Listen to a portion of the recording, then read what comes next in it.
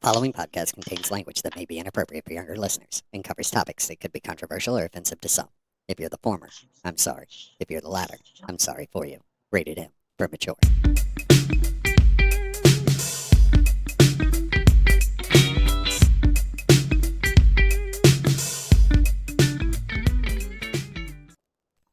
Sean, Young David. young, young David, the lies Young you David. tell, the lies you tell to people, sir, the lies you tell. I don't even know why I'm sitting here with no shirt on, man. I don't know what the hell is going on today.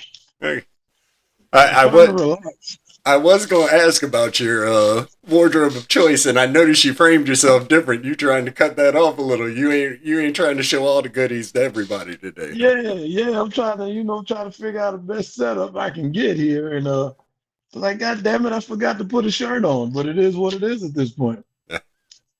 No reason for me to, no reason for me to try to find one now. We out here. How are you, sir? I'm good. How are you? I can't complain, man. As you would say, living the dream, but I'm still awake, so I guess I'm not dreaming. This shit is real. Well, This is the reality. it's an important clarification point, but nightmares are dreams too. So, True, true indeed. True indeed. You have said that, so I guess that I will have to take that into consideration moving forward. Nightmares are definitely dreams. So, what's been going on this week?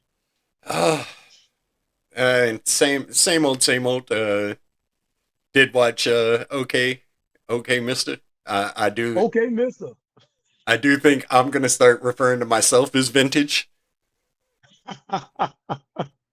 Right. A nice, seasoned, and you don't want to be seasoned. You would rather be considered vintage. That's right. I'd much Yeah. rather be vintage than seasoned. Yeah, man, Deion Cole is a funny guy, man. That guy's been really funny for years, and I'm happy to see that he's starting to get the recognition that he really deserves. Because I've been watching that dude since he was on Def Comedy Jam back in the '90s. So to see him now in 2024, and he's still out there doing it and still making some great materials, still writing some great jokes. That's a funny guy, man. Yeah, That's a I did like the subtle. Let's take a shot at cancel culture with. I'm not gonna tell that one. Y'all ain't messing with my Old Spice contract. Not gonna mess with my old Spice contract. Hey man, if you guys want to know what we're talking about, again, check out OK Mister on Netflix. Deion Cole's comedy special came out recently, I think within the last month. They dropped it on Netflix, and it is definitely worth the watch. Definitely gonna keep you laughing. And he's not one of those comedians that's gonna walk all around the stage and give you all. No, he's stand right there and just deliver this material to you. So I rock with it, man. I Yeah, rock with it. I started highly watching enjoyable. something else. Watch something else, but I'll tell you at the end of it. I'm Okay. not gonna tell you yet because we generally save the suggestion to the end. So, matter of fact, let me write it down so I can remember to tell you. And I never knew it was spelt this way as well, but yeah, well, that's life. That's life. So, what you been paying attention to lately over the last week? As little as possible. Trying Yeah, to trying to not pay attention to things because you pay attention to too much and then you let the stress of what goes on in the world just bog you down. I think right, that goes back to the no good news thing that we were talking about in episode 1. right. Um, Yeah, any it's definitely. anything had your attention in the last week? I mean, it's the same old crap that's going on. The biggest thing right now is the Diddy thing. I try to avoid it at all costs or as much as possible, but the more that they delve into what was going on and how it was happening, it's like the more you really can't avoid, you know, either hearing what everybody's opinion is or actually giving it your own little stamp of this could be or this might be. I think it's way bigger than than Sean Puff Daddy Combs. I just feel like I'm not saying he's a scapegoat because he's done some crazy stuff. But if we pull up footage of years, and this guy has been in the business for many, many years, he's never been silent about his practices, what he does, how they party. So this stuff has been obviously going on for a while. The party factor of it, I don't think is anything new. The stuff that's happened and the stuff that we're now finding out, John Q. Public is now finding out. Yeah, that's new to us. But these Hollywood people, they knew this crap was going on for years, and nobody said anything until now.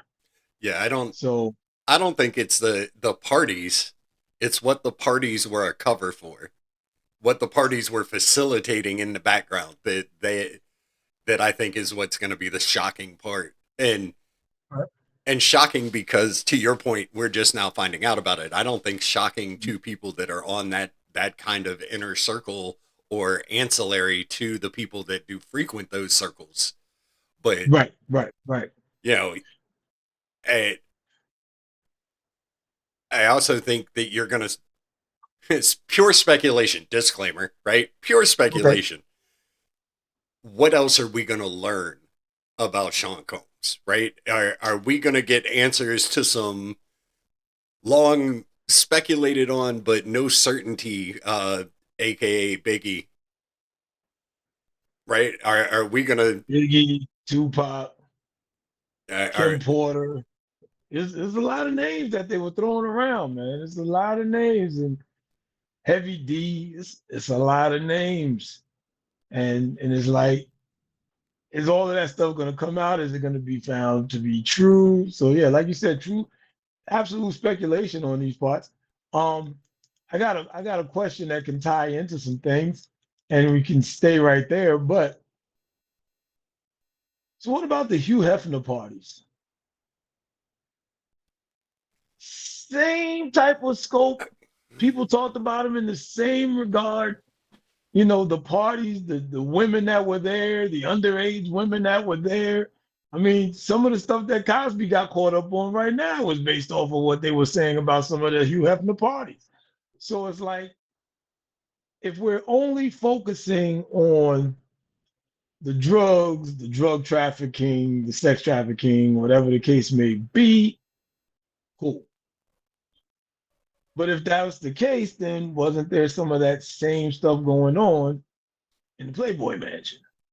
so I think it's pretty common knowledge at this point. You've had enough people come out about the Playboy parties that we know some nefarious stuff was happening at the Playboy Mansion, right? That Okay.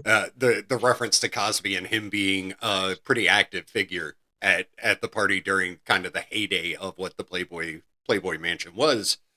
So I do think you had inappropriate behavior with women, whether they were of age or not, definitely known, and time has kind of lessened how people look at that. It's so far removed compared to where we are with Diddy, right? That's a contemporary to people that are very much more focused on what's happening at those parties, and to the point that I think there's a larger, and not trying to downplay anything regarding drugging women and doing things to women out without their consent, but when you start rolling not just sex trafficking but drug trafficking, and where you grooming people not just for this, but kind of that whole concept of the where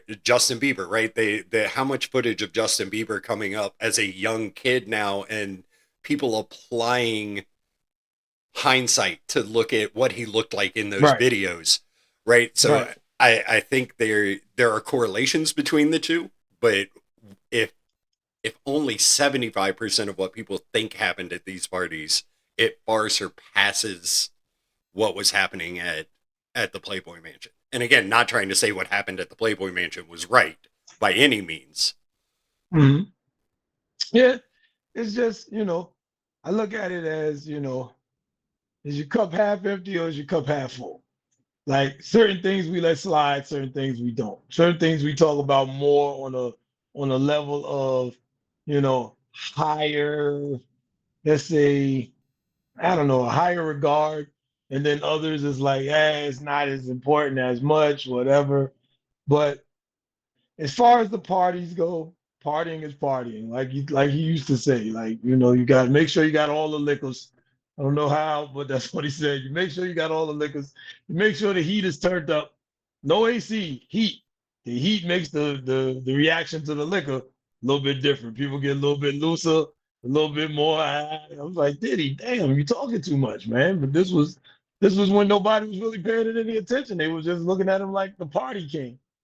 But now we're in a position where, you know, uh, the Cassie tape was like a whistleblower, right? The Cassie footage of her in the hotel, running, trying to get away, and him snatching her back up, that was like a whistleblower because even though they had an agreement, obviously there was an agreement with this hotel because why did this footage just so happen to come out?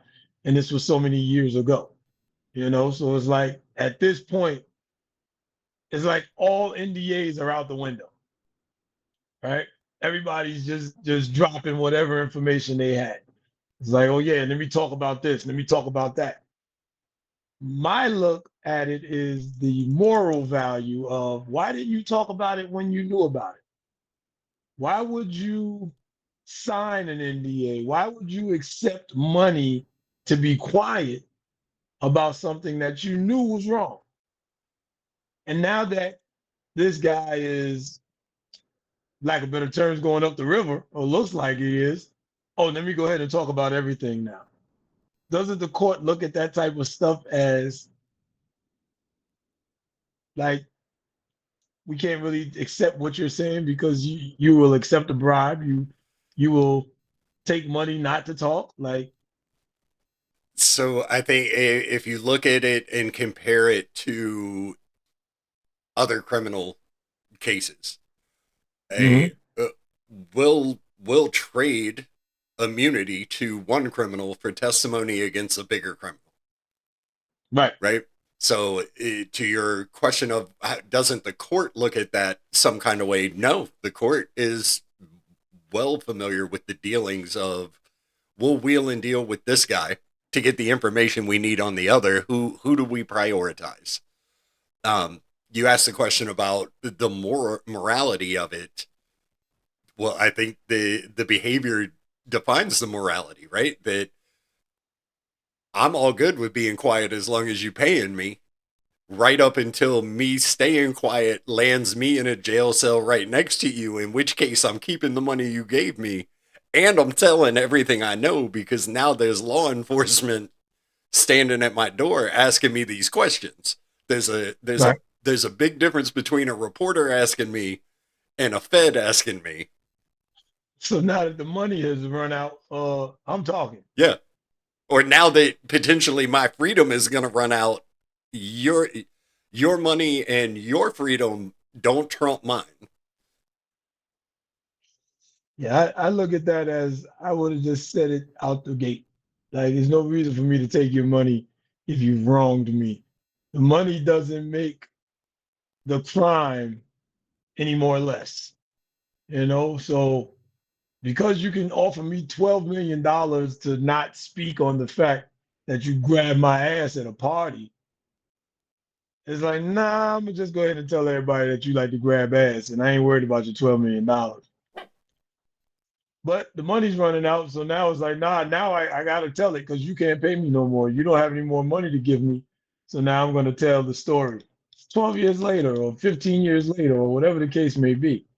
So that's how I see it. I'm not saying I'm not taking anything away from anybody that was violated. I'm not taking anything away from what he actually did. I'm saying there are some people that's going to look at it in that same regard, just to say, hey, man, why did you take the money up front? You should have just, went straight to the courthouse. You should have just pressed charges. You called the police, whatever the case may be. Instead, you decided to take money first and then say, I'll be good until you can no longer pay me. So Yeah, right now, again, I think I can almost understand it from the woman's point of view mhm, of why they would take money and stay quiet because there's enough precedent to show the victim gets put on trial in those types of cases, right? The burden is on her to prove it versus on the defense to prove they didn't. right. And so you've already gone through a traumatic experience. You know, everything in our society says moving forward, doing the right thing is probably going to be very traumatic and may not end the way that you think it's going to. And your option is continued trauma or money. I could see where the woman would take the money and be like, I just need this behind me. At least I get something out of this deal.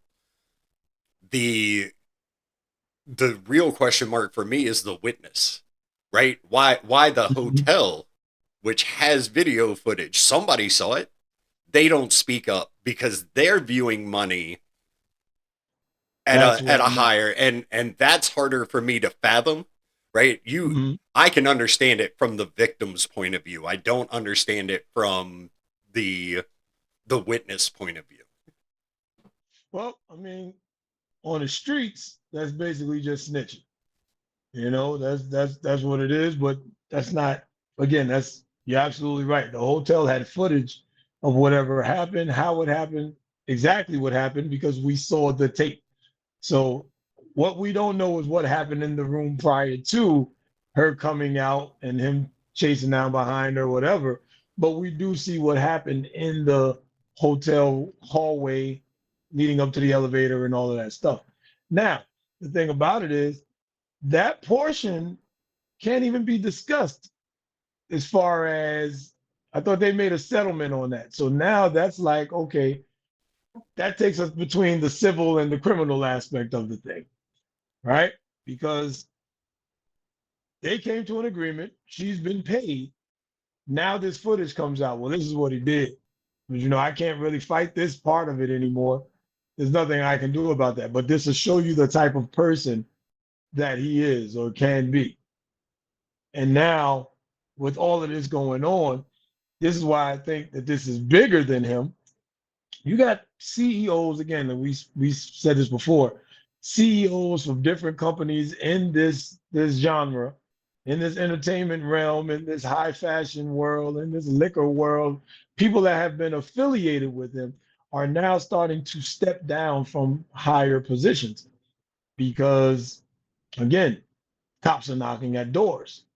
And they not only were there, but they participated in a lot of these shady goings ons at these parties. They participated, they were participants. And now they're stepping down to try to take their name away from whatever companies it is. So it's bigger than him. And again, I feel like when you have that type of money, it's like an Epstein situation, man. We might hear that something happened to him, but we don't have any proof if he's going to still be here or not.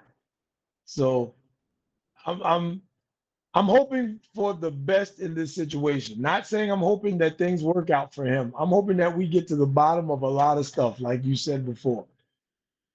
Biggie, Tupac, his ex-wife, some prominent figures in the music industry.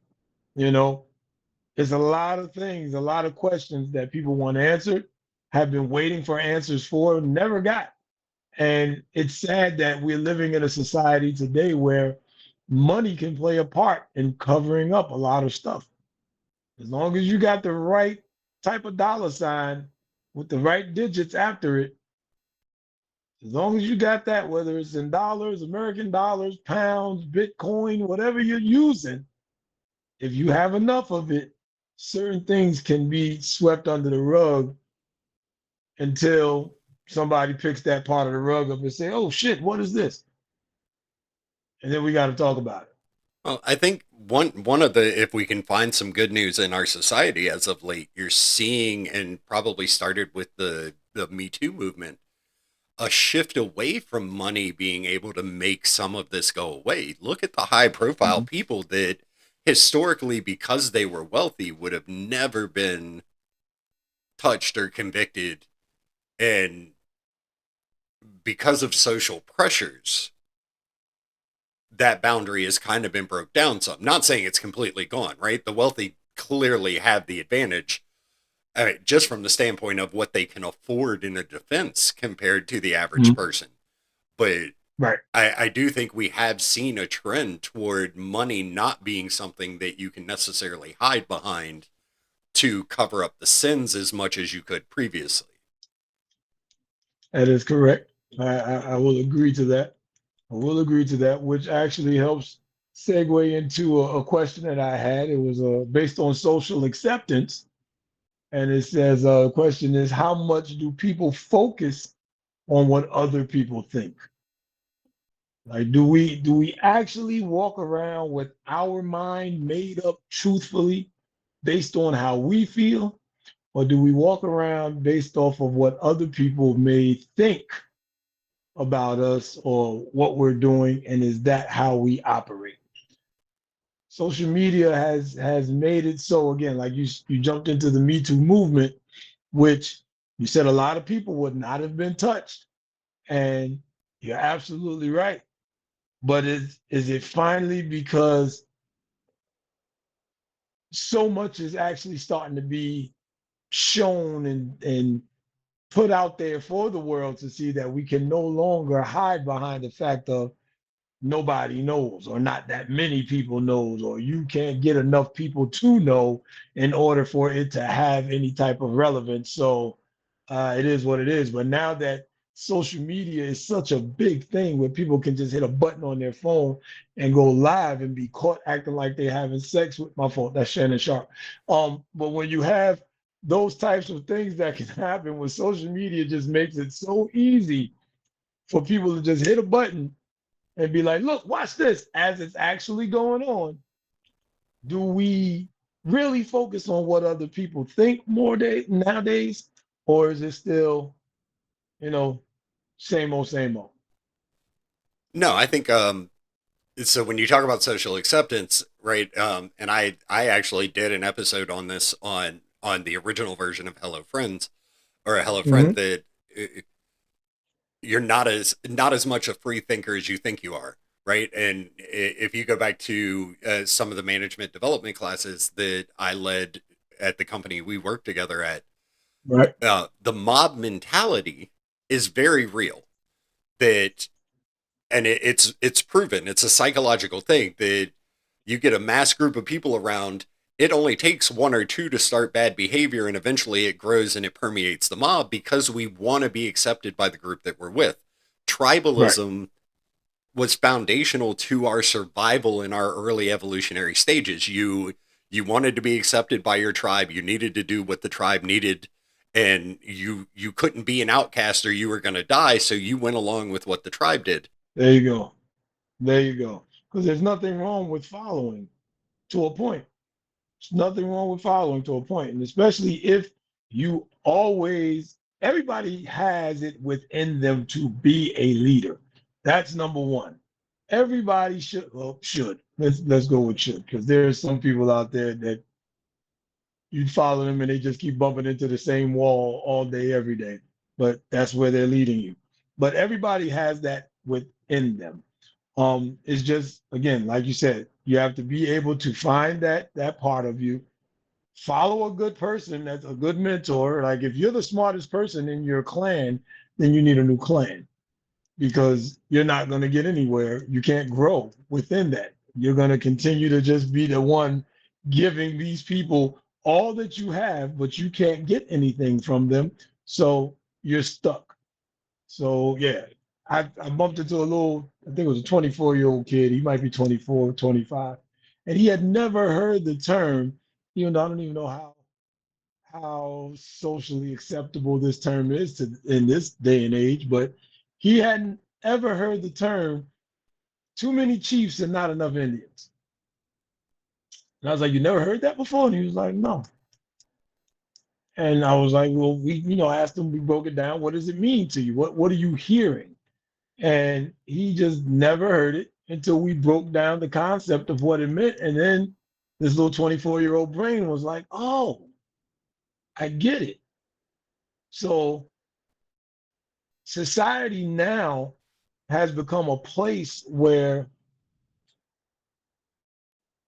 if things aren't broken down to the generations that's coming up in it right now, if we don't break stuff down to them, they don't really have a great understanding of where the society has come from to get to this point and where it could actually go. It's a sole belief on them and what's happening now, rather than, hey, it's really going to take the people that were there before you plus you in order to equal out to something new with the people that's coming after. And that's where the social acceptance is. Like, social media could be such a positive format. It could be so positive, but like you said, if we have a negative content that we wanted to push, it's so easy for us to jump on social media and push that negativity. And the people that like negativity will jump on it, sit on it, and you could have just content for days of BS. So I think the main focus would be, it would have to be trying to find some of that positive energy, touch that other positive energy. The religious folk would say if we could all touch and agree, then we could get somewhere. But right now, I think we got a lot of people that's not touching or agreeing. And that's why we focus so much on what other people think rather than trying to build together, come together, see what we have in common, and make that the thinking point for somebody else to ride with us, and we all just ride together. But I don't know, 2024 is almost over, as a matter of fact. It is about to touch October. The 10th month. Time flies, especially when you get old. Perception of time changes as you age. Yes, sir. Yes, sir. I was sitting there looking at these grays in my chin. And I know you got plenty more than I got, but I think that's just, I don't even know whether that's about age or that's just about, life. I don't know what it really is about, but I was looking at these grays in my chin and I said, damn, yesterday it wasn't this many. Today, it's like 30 more pieces in here. Once they start showing up, they multiply like rabbits. Man, I mean, bing, they just pop up in your face. Time flies. When you get older, yes, it month to month. Like you really, but I think that's when we really start to actually enjoy the moments. You really start to look at the moments that you have and the moments that you get, the days that you get, the hours, the minutes. You really start to enjoy them and look at them as a blessing to you, because there's plenty of people that, don't make it this far, haven't made it this far, That's that true. are our age, younger than us. For the old heads that's in their 80s and 90s, like we said, they should be out there right now robbing banks, doing whatever they wanted to do, slapping shit out people and getting away with it. The cops should give them a pass. But these are the moments right now where you think about time. We're in the 10th month already of 2024. Getting ready to be next week, I think. Yeah, next week is Saturday. When is the first? Tuesday or Wednesday. Okay. Yeah, whatever. Saturday, Tuesday, Wednesday, whatever. I still feel like we're not giving ourselves as many days of the week as we're supposed to, or months in a year. We still got to get back to that 13 thing. I gotta do some more research. I'm still researching 13. So, but yeah, man, I really Right. As you get older, as I get older, I really start to look at time and actually appreciate it for what I'm getting from it. And it's kind of it's kind of nice. It's kind of a beautiful thing to look at. This is October already. Yeah, I think perceptions change as definitely as you age. You know, think back to when we were kids, right? The school year felt like a Mm, drug. Monday through Friday took forever. Saturday and Sunday were over in a blink. The summer disappeared. Uh, Now I'm at a point where I really feel like, and just pull the curtain back, we recorded last week's episode on what, Friday last week, right? yeah. Yeah, Yep. that you could convince me that was yesterday. Yeah. Yeah. You Pretty know, much. and Absolutely right. we're 6 days removed from when we recorded that one. Already. Yeah, it, Already. my granddaughter is 18 months old. I really feel like it was 2 weeks ago that my daughter came and told me she was pregnant. I got you. I got you. Like I can remember when my niece was born, and then the same day that we recorded that show, my niece told me that she's pregnant. So yeah, absolutely. I I remember when she was born, and here we are 28 years later, and now she's telling me that she's getting ready to have a baby. So And yep. it's funny that, right, so all four of my kids are grown, and Hmm. me having grown kids doesn't make me feel old. No, it I shouldn't. I was texting with a buddy 2 nights ago, and his daughter is a freshman at NYU. He sent me pictures of them at the weekend they were moving her into Hmm. campus. And I remember meeting her as an elementary school kid. That made me feel old. Right? My Yeah. own kids being grown, no impact, because I grew with them. I aged Right. as they aged. Right. A a child of a friend who I've met his daughter twice. My memory of her is elementary school kid, not freshman at NYU. Oh my God, Right. how old am I? Mhm. Exactly. That's the question that we ask. That's the question that we ask right there. I'm looking at friends of mine whose kids are now marching in college bands, and I'm like, damn. And then I got to think to myself, damn, it was 30 years ago when I met these people. And now their kids are marching in college bands, and kids are playing in college bands or off to college, or their kids are seniors in high school. It's like, yeah, I'm getting up there. But I love it though.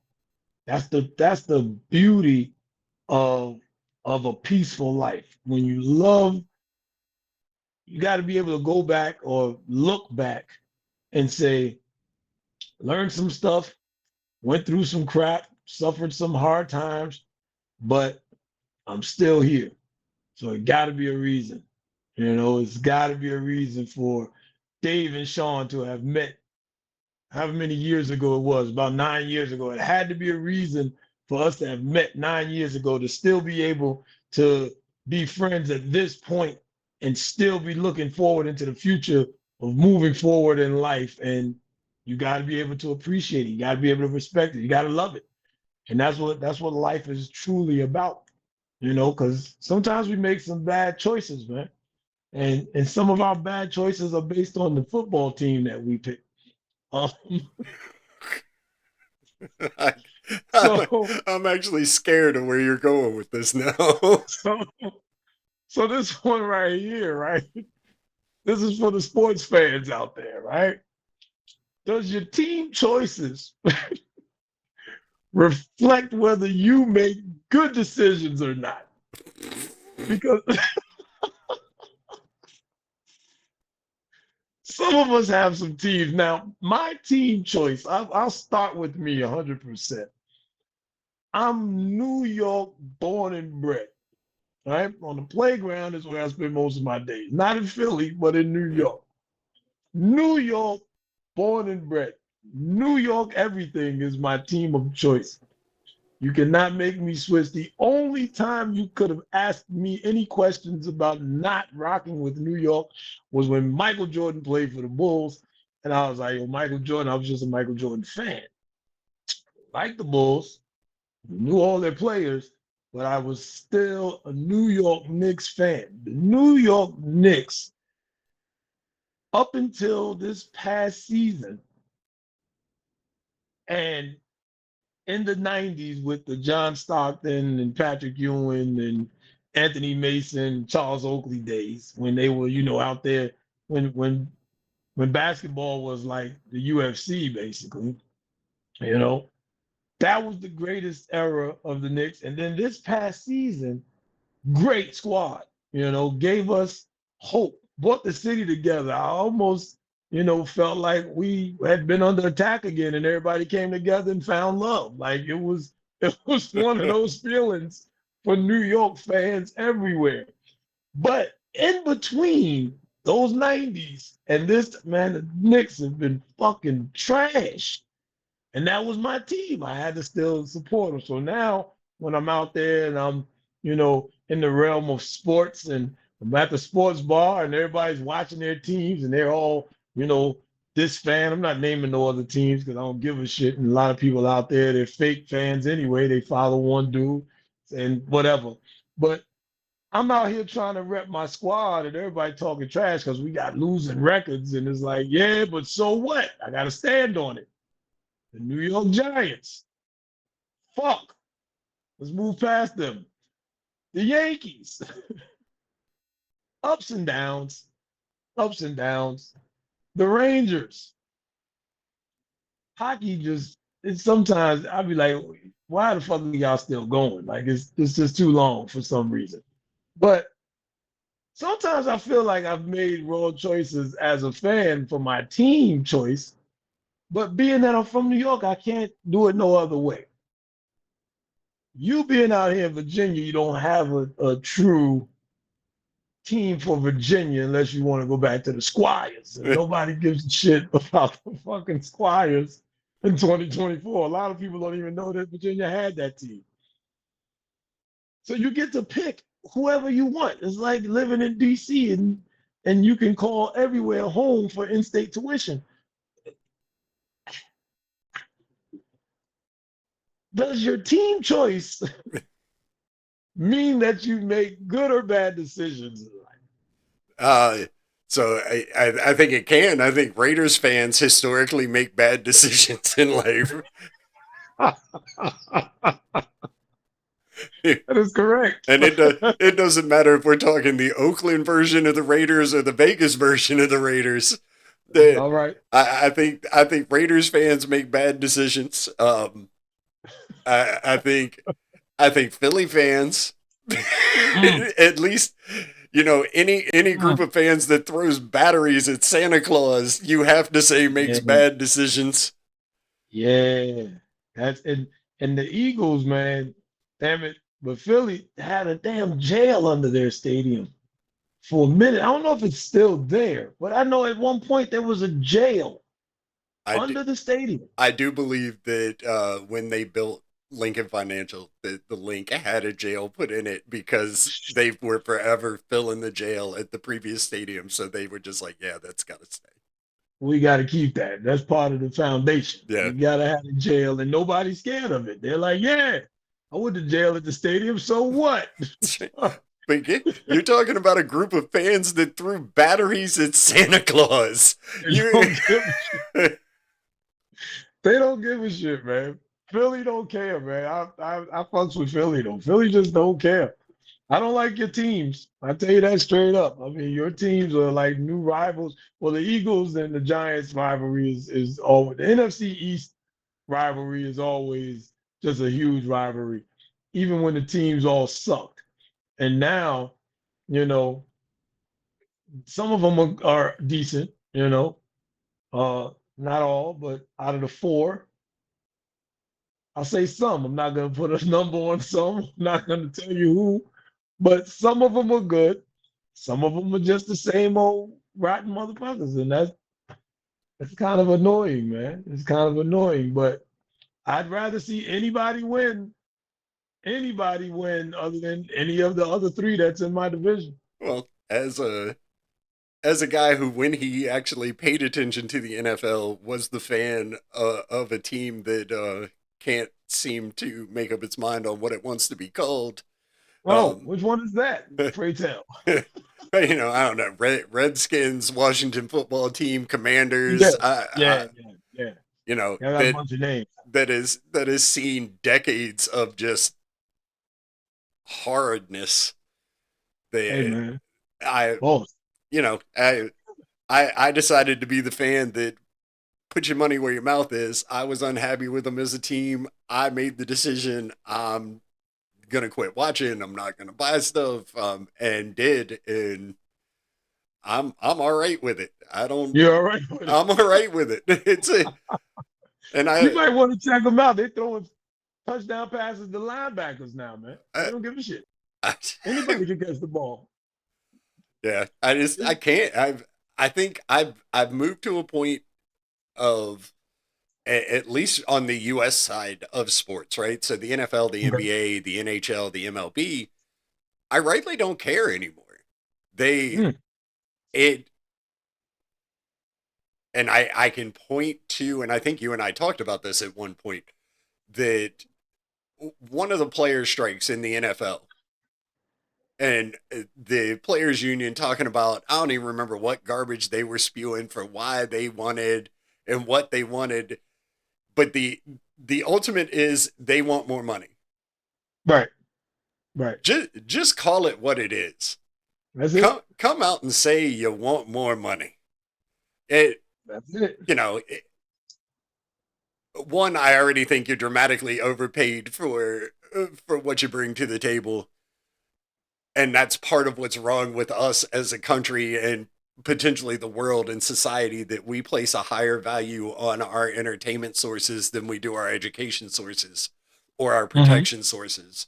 The fact that teachers or police officers or EMTs or military personnel are making sub $100,000 a year, but actors are getting $20 million to spend 3 months on set making a movie. Our priorities are slightly wrong. Our priorities are fucked up. Let's just call it what it is. Priorities are fucked up. You're absolutely right. People out there are making way too much money to feed our minds with bullshit. Basically, that's if I had to sum it up, that's how I would sum it up. You're getting paid way too much money to feed our minds with bullshit. Yeah.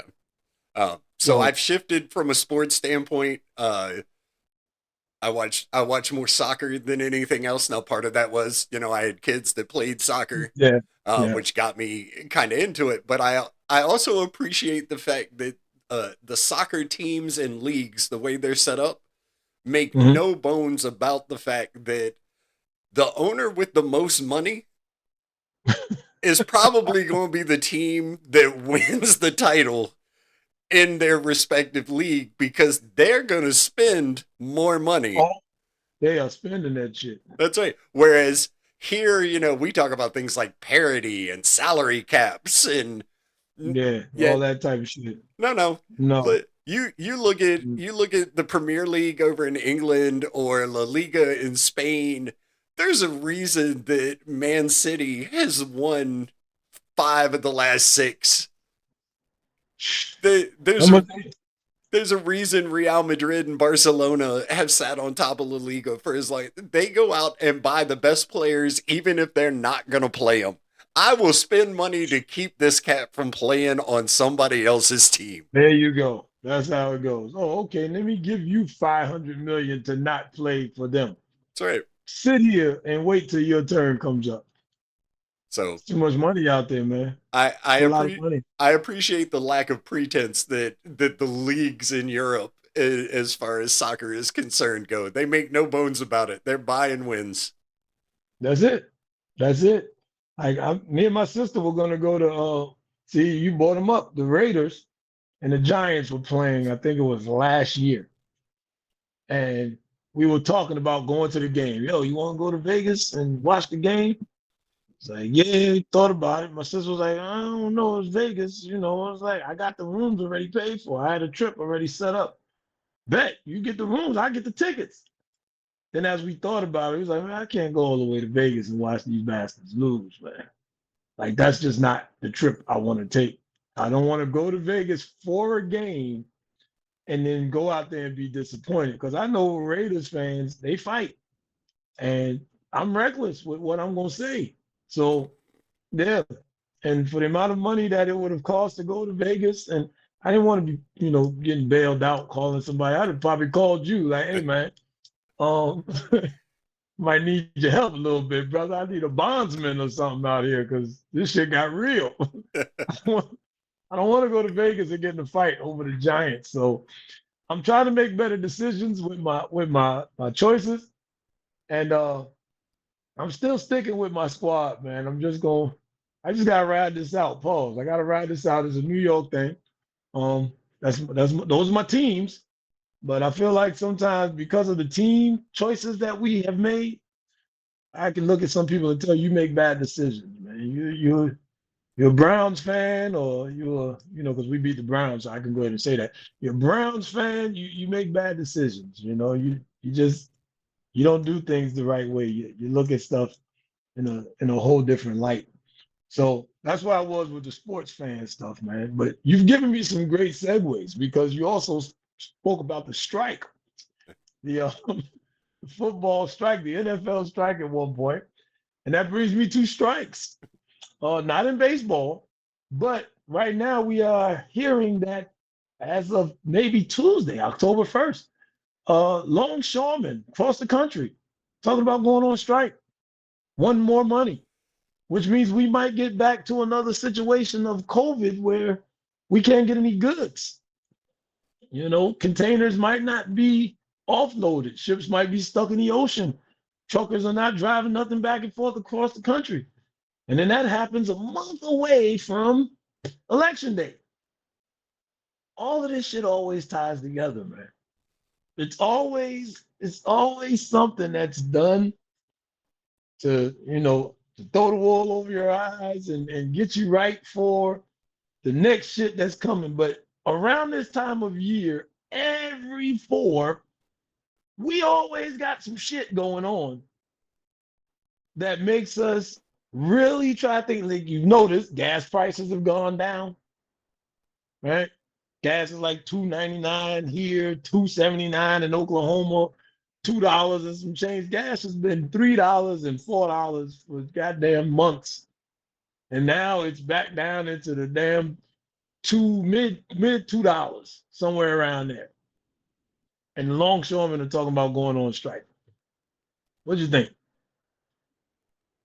Timing is everything, right? If Every fucking thing. you want to ensure your chance of being successful at the table, if you're the longshoreman, the lead up to the holiday season is not a bad time to pull the trigger on a work stoppage. No bullshit. It's Like, yeah, I got a truckload of PS5s out here. I'm not moving shit. Get my money. oh. Yeah. Yeah. All right, wait. Since we're bringing that up, I mean, you've got candidate Trump, former President Trump, whatever we want to call him. I guess former president would be the respectful thing. He is Yeah, that. that's the respectful thing. I'm not calling this dude President Trump until he wins, if he wins. And then I probably just won't say the motherfucking name at all, but it is what But it is.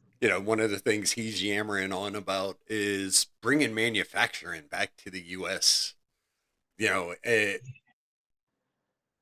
hate to break this, and I don't know what your particular stand is. I think there are certain components of unions that truly make sense, that a unified workforce and having a unified voice and somebody to lead a workforce helps offer Mhm. protections, and Right. collective bargaining is a great thing.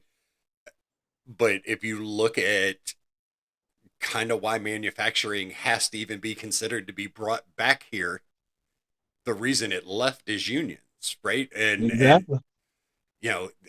here locally in Hampton Roads, we had a Ford plant over off Indian River Road in Norfolk, in South Norfolk, for a long time. My uncle was a supervisor there, Mhm.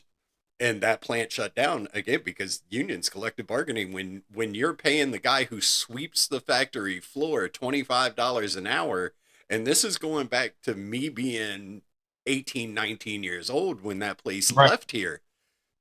So think about that 30 years ago, the guy sweeping the floor was making $25 an hour. You can't afford to have the manufacturing be here. You can't afford to pay Americans to manufacture product because what you would have to sell it for, Americans aren't going to pay.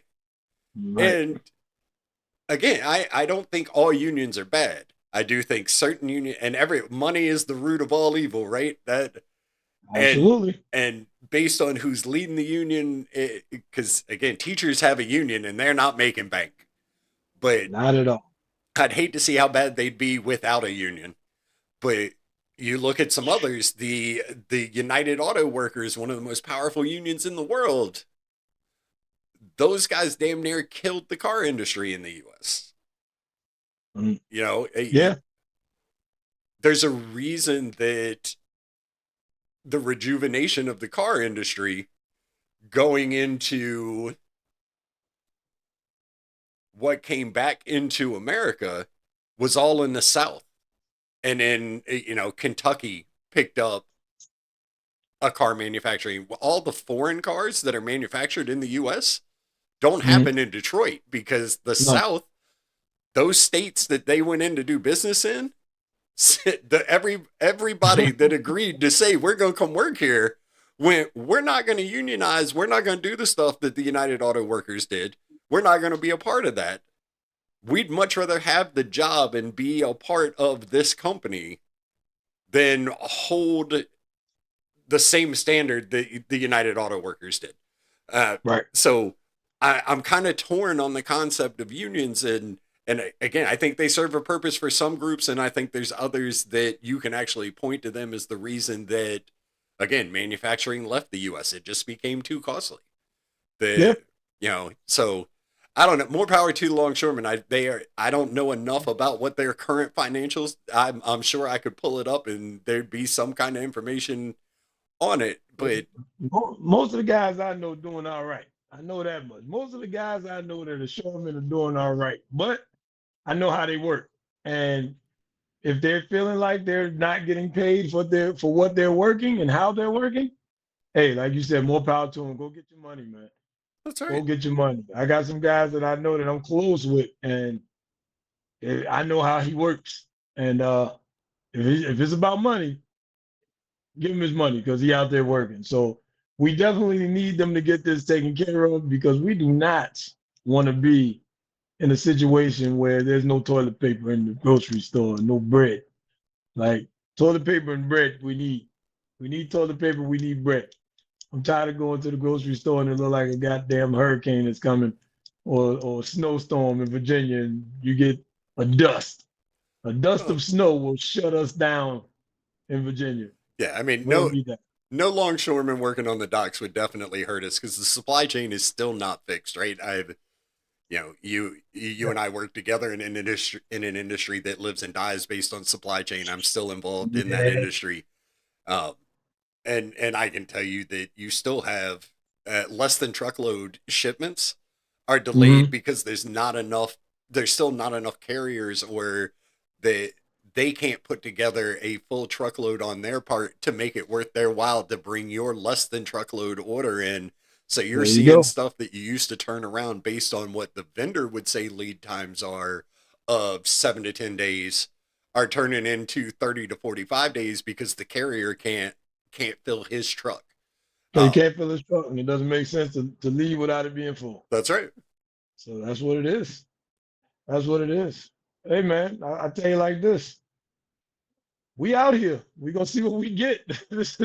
This is the life that we live in. It's not black or white, or it is black or white, but it's also the gray in the middle that we're talking about. This is how it goes. So I think this is a good one. I'm gonna leave you with this. Mr. McMahon, So Netflix. that's on my list. I was gonna watch it last night, but I had two shows I had to catch up on. I had to catch new episode of Agatha all along, and then also The Ark on Peacock, which is a replay of where you catch it's a sci-fi show Okay. on the Sci-Fi Network. But The Ark. yeah, Mr. McMahon definitely won, and he is PR. He's already hired second crisis control PR company based on this, and we can get into the whole Mr. McMahon saga at some point because that is a messed up story all the way around. Hey man, listen, the first episode, because my boy sent it to me today, and I'm already 2.5, almost 2 3/4 in. He sent it to me today. Hey, watch Mr. McMahon. I was like, all right, turned it on. The first episode tells you, hey, while we were recording this, all that bullshit came out about Vince, and we had to stop. I said, oh my gosh. And then the lead in, the promo for it, I mean, it's showing you all the people they're going to be talking to: The Rock, The Undertaker, Steve Austin, Bret Hart, Tony Atlas. It's like they got all of these guys and people that were part of it, and they tell you the story. They're starting with the story of how he got the business, how he got it from his dad, how he moved forward. So that first episode locks you in. Like it's not like Game of Thrones where you got to go 3 episodes deep in order for you to be locked, and then you're locked for like 9, 10, 11, 12 years of Game of Thrones. But first episode of Mr. McMahon on Netflix is definitely a series worth watching. So I'm in it. I'm in it right now, and I should be finished by the time we talk again. I'll be done. Well, you did say I like to start watching and watch it all the way through. So Hey, watch it all the way through. I don't like when you gotta wait week to week for something. Like right now, I'm finishing off with Ghost Powell, 50 Cent stuff that happened on Stars, and I'm finishing that off. And week to week, I'll be up at midnight tonight watching that episode that comes on tomorrow, but you can on demand it tonight at midnight. So Mr. McMahon on Netflix, and Ghost, if anybody wants to talk about Ghost, we can talk about Ghost. there you go. That's all I got, brother. I've been real with you. I'm gonna give you a heads up. We don't normally do formatting, or we come in here and we just chop it up. Next week, just so you can be prepared, because you introduced it last week. I want to talk about the N-word. Got you. Fuck it. Let's talk about them, because niggas come in all colors. Let's get it. There it is. Let's get it. We're going to talk about it next week. Let me write it down on my page so I don't forget it. Just don't shorthand that with Dave said the N-word. Oh, no. We'll just write Dave said nigga. Let's get it. All right, brother. I'll get at you next time. There it is. I'll talk at you. All right. See ya. We're out. Peace. Remember, we may be black and white, but the world isn't. This has been The Greg.